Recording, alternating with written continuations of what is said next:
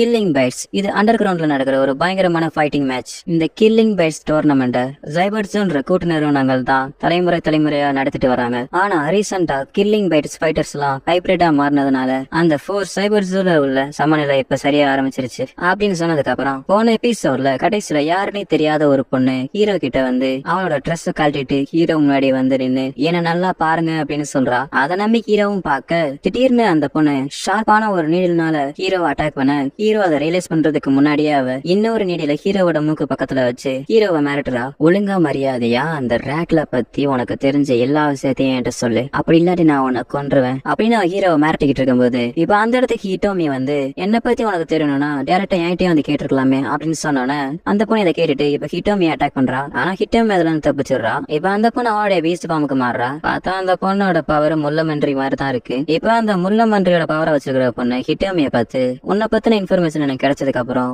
உன்னோட இன்வெஸ்டரை நான் கொன்றுவேன், அதுக்கப்புறம் உன்னால கில்லிங் பைட்ஸ் டோர்னமெண்ட்ல உன்னால பார்ட்டிசிபேட் பண்ண முடியாது. இதை கேட்டவன ஹிட்டோமியும் அவளோட பீஸ்ட் ஃபார்முக்கு மாறி இப்ப அவங்க ஒரு நேரத்துல சண்டை போய்கிட்டு இருக்கு. அதுல ஹிட்டோமி அசந்த நேரம் பார்த்து அந்த முள்ளமன்றி பவர் வச்சிருக்கிற பொண்ணு ஹிட்டோமி அட்டாக் பண்ணோன்னு ஹிட்டோமி அதுல மாட்டிக்கிட்ட மாதிரி தான் தெரியுது. இப்ப அவ ஹிட்டோமிய முடிச்சிட்டு இப்ப அவ ஹீரோ பக்கமா திரும்பி ஹீரோவை கொல்ல போறா. ஆனா கொல்லல. அப்பதான் அவ ரியலைஸ் பண்றா என்னோட அட்டாக்ல இருந்து அவளால எப்படி தப்பிக்க முடிஞ்சு, என்னோட நீடில் அந்த அளவுக்கு ஷார்ப்பானதாச்சு, நீ எப்படி அதுல இருந்து தப்பிச்ச அப்படின்னு அவ கேட்க அதுக்கு ஹிட்டோமி இருந்துட்டு இந்த நீடில்ஸ் எல்லாம் என்ன ஒண்ணும் பண்ணாது அப்படின்னு அவன் சொன்னானா. இப்ப அந்த முள்ளமன்றி பவர் வச்சுக்கிற பொண்ணு ஹிட்டோமி அட்டாக் பண்ண வரா. ஆனா ஹிட்டோமி அதுக்கெல்லாம் அவளோட ஸ்லாஷ் அட்டாக் பண்ணி அவளை தோக்கடிச்சிடுறா. ஹிட்டோமி இப்ப அந்த பொண்ணை கொல்றதுக்காக அவ கிட்ட போக ஹீரோ ஹிட்டோமி தடுக்கிறான். அதுக்கு அவ ஏன் இவளை கொல்லக்கூடாதுன்னு கேட்க இது நம்ம தங்கி இருக்கிற அபார்ட்மெண்ட் பக்கத்துல தான் இருக்கிறனால நமக்கு தான் பின்னாடி பிரச்சனையாக வாய்ப்பு இருக்கு, அதனால எதுவும் பண்ணாத அப்படின்னு சொல்ல அப்பன்னு பார்த்தா திடீர்னு அந்த முள்ளமன்றி பவர் வச்சிருக்கிற பொண்ணு நான் சாவறதுக்கு முன்னாடி உன்னை கொண்டே தீருவேன் அப்படின்னு சொல்லிட்டு ஹிட்டோமி அவன் அட்டாக் பண்ண வர திடீர்னு கழுக்குமா இருக்கிற ஒருத்தன் அவளை இடிச்சு பறக்க விட்டுறான். அப்புறம் அவன் ஹிட்டோமி கிட்ட வந்து நீதான் அந்த ரேட்லா, அது போக அந்த லியோவை தோக்கடிச்சவ அப்படின்னு அவன் கேட்டவன. அதுக்கு ஹிட்டோமி இருந்துட்டு ஆமா அதுக்கு என்ன அப்படின்னு கேட்க ஏன் நீ சாக ஆசைப்படுறியா அப்படின்னு கேட்டவன திடீர்னு ஹிட்டோமியோட காலில் விழுந்து தயவு செஞ்சு உங்ககிட்ட நான் கெஞ்சி கேட்கிறேன் நீ என்னோட கேங்க்ல வந்து சேர்ந்துக்க அப்படின்னு அவன் கேக்குறான். இப்ப எல்லாரும் வீட்டுக்கு வந்தவன அந்த காலுக்கு மாதிரி இருக்கிறவன் ஹீரோவோட காயத்துக்கு மருந்து போட்டு விடுறான். ஹிட்டோமி இருந்துட்டு நீ யாருன்னு கேட்க அதுக்கு அவன் நான் என்ன பத்தி உங்ககிட்ட முன்னாடி சொல்லியிருந்திருக்கணும், அதுக்கு என்ன மன்னிச்சிருங்க அப்படின்னு சொல்லிட்டு என்னோட பேரு தான் இசினோஸ்கே, நான் இசிட்டா சைபர்ஸோட ஒரு கில்லிங் பைட் ஃபைட்டர் அப்படின்னு சொன்னான. ஹீரோ இருந்துட்டு என்ன இசிட்டா சைபர்ஸோ அப்படின்னு கேட்க ஆமா சைபர்ஸ் மொத்தம் 4 பிரிவா இருக்கு, மிட்சுகாட்டோ, எச்பிசி, சுமிட்டோமோ அப்புறம் இசட்டா. இந்த 4 பிரிவுக்கு கீழே நிறைய ஹைபிரிட்ஸ் வேலை பாக்குறாங்க. இப்ப நாங்க ஒரு அலைன்ஸா ஃபார்ம் பண்றதுனால அதுல நீங்க வந்து சேரணும் அப்படின்னு சொல்லிட்டு நாங்க ஆசைப்படுறோம். அதனாலதான் இசட்டா சைபர்ஸ்ல சேர சொல்லி உங்ககிட்ட கேட்கறதுக்காக தான் நான் வந்தேன் அப்படின்னு நான் சொல்றான். இல்ல எங்களால சேர முடியாது அப்படின்னு ஹிட்டோமி சொன்னானே.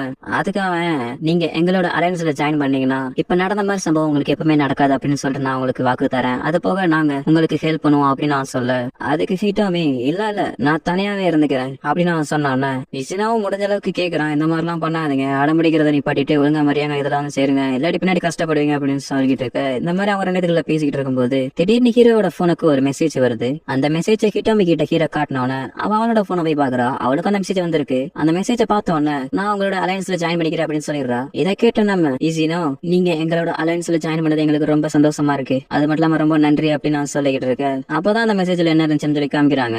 மிஸ்டர் சிட்டோஸ் தான் இப்போதைக்கு நம்ம அந்த இசட்டா சைபர்ஸ் இருக்கிற அந்த அலையன்ஸ்ல ஜாயின் பண்றது நல்லதுதான், அதனால அவளை ஜாயின் பண்ணிக்க அப்படின்னு சொல்லி போட்டு இருந்திருக்கு. அதனாலதான் அவளும் ஜாயின் பண்ணி வந்திருக்கா. இதை பார்த்த ஈஸினோ தப்பா புரிஞ்சுக்கிறான். அப்ப ஹீரோ தான் இதுக்கு பாஸ் போல, இவர் தான் அந்த பொண்ணை கண்ட்ரோல் பண்றான் அப்படின்னு நினைச்சுக்கிறான். இப்ப விடிஞ்சவன ஹிட்டோமி ஹீரோ எழுப்புறா. அதுவும் அவளோட காலை வச்சு ஹீரோவோட கண்ணை மலிச்சவன அவளோட பேண்டிஸை தான் பாக்குறான். ஆமா நீயே யூனிஃபார்ம் போட்டிருக்க அப்படின்னு ஹீரோ கேட்க அதுவா மிஸ்டர் சிட்டோஸ் தான் உன்னோட கொஞ்ச நாளைக்கு உன்னோட ஸ்கூல்ல இருக்க சொன்னாரு, அதனால கொஞ்ச நாளைக்கு உன் கூட தான் இருப்பேன் அப்படின்னு அவன் சொன்னோன்னு ஹீரோ அவனோட கிளாஸ்ல இருக்கும்பொழுது ஹீரோவோட ஃப்ரெண்டு வந்து என்னடா நோமாட்டோ உன்னை இப்பெல்லாம் இந்த ஸ்கூல் பக்கமே பார்க்க முடியல, அவன் எதுக்கு அந்த குச்சை வச்சிருக்க அப்படின்னு அந்த ஃப்ரெண்டு கேட்க அது வந்து ரீசெண்டா நான் ஒரு சம்பவத்துல மாட்டிக்கிட்டேன், அதுல கிடைச்ச பரிசு தான்டா இது அப்படின்னு அவன் சொல்ல.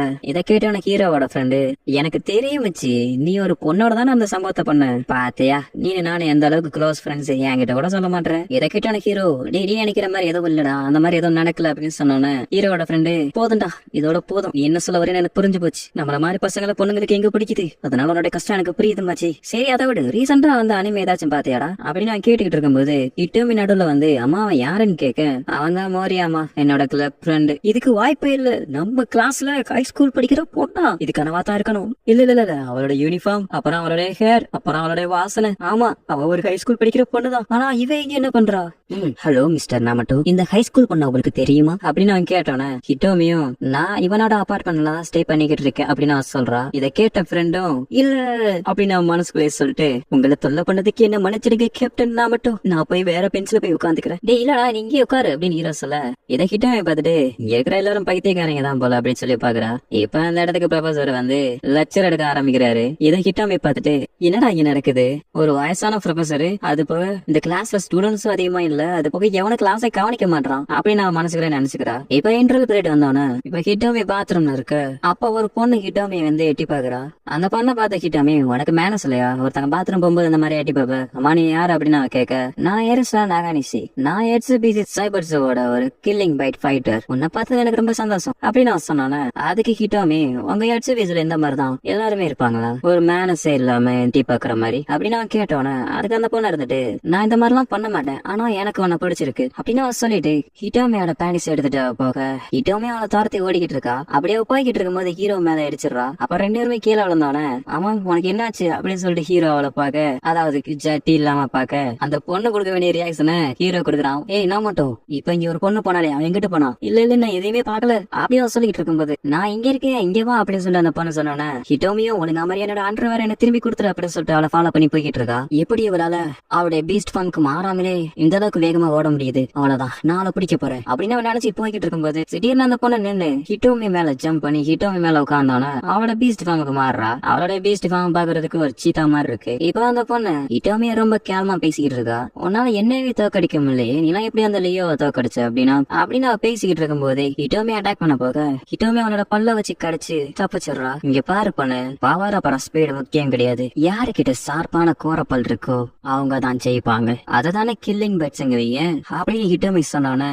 அந்த சீத்தா பவர் வச்சிருக்கிற பொண்ணு ஹிட்டோமி பேசுனதை கேட்டுட்டு இம்ப்ரெஸ் ஆகி, உண்மையிலேயே சொல்ல போனா இவருக்கு லியோ காட்டிலும் பயங்கரமான பவர் இருக்கு, அப்பனா சரி இவன் நமக்கு நல்லா என்டர்டைன்மெண்டா இருப்பா அப்படின்னு சொல்லிட்டு, என் பிரதர் என்கிட்ட உன்னை பாத்துட்டு வர சொன்னாரு, அப்படியே உன்னை செக் பண்ணவும் சொன்னாரு, அதனால இப்ப நான் உன் கூட சீரியஸா ஃபைட் பண்ணலான் இருக்கேன் அப்படின்னு சொல்லிட்டு ஹிட்டோமி அட்டாக் பண்ண போக, திடீர்னு ஒரு இடத்துக்கு இடையில ஒரு பெரிய மரம் வந்து விழுகுது. பார்த்தா அந்த இடத்துக்கு கரடி மாதிரி ஒருத்தன் வந்து நிக்கிறான். இப்ப அந்த கார்த்திக் பின்னாடி இருந்த ஒரு பையன் வந்து, உங்க ரெண்டு பேர் சண்டையிலையும் குறுக்கிட்டதுக்கு எங்களை மன்னிச்சிருங்க, ஆனா இப்ப நம்ம அந்த மாதிரி செய்யக்கூடாது, ஆனா இப்ப உங்க ரெண்டு பேத்துக்கும் சண்டை போடுறதுக்கு அனுமதி கிடையாது அப்படின்னு சொன்னதை கேட்டோன்னே, அந்த சீத்தா பவர் வச்சிருக்கிற பொண்ணும், நான் இதுக்காக எவ்வளவு கஷ்டப்பட்டிருக்கேன் தெரியுமா, அது போக இது என்னோட வேலை அப்படின்னு அவன் சொல்லிக்கிட்டு இருக்கும்போது, ஆனா இப்ப சிச்சுவேஷன் கொஞ்சம் மாறி இருக்கு. இப்ப இசிட்டா சைபர்ஸ் தற்காலிகமா ரேட்ல ஹையர் பண்ணிருக்காங்க, அதுவும் இவ கில்லிங் பைட் டெஸ்ட்ல பார்ட்டிசிபேட் பண்ண போறா.